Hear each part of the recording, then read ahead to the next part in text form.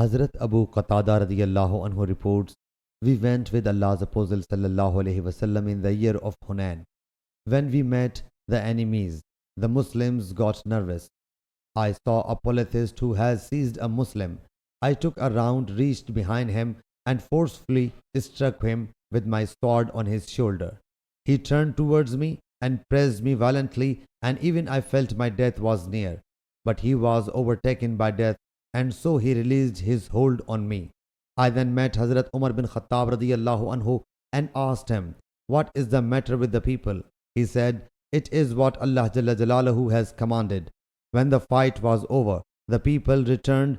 The Prophet sallallahu alaihi wasallam called a meeting and said, whosoever has killed a man and proves it will get the goods of the killed one.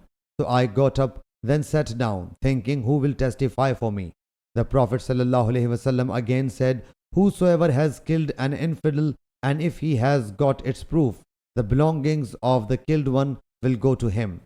So I got up, then sat down, thinking who will bear witness for me. Then he sallallahu alaihi wasallam said, so far a third time, and I got up. So Allah's Apostle sallallahu alaihi wasallam said, O Abu Qatada, what is the matter with you? Thereupon I narrated him that instance.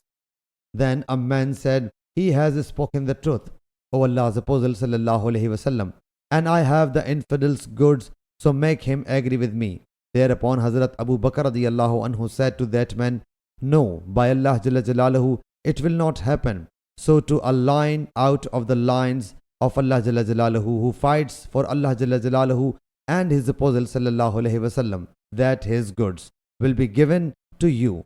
The Prophet sallallahu alaihi wasallam said, he has spoken the truth, and gave Abu Qatada the goods. I sold one of the coats of mail and bought a garden of Banu Salama. This was the first property I acquired in Islam, being a Muslim.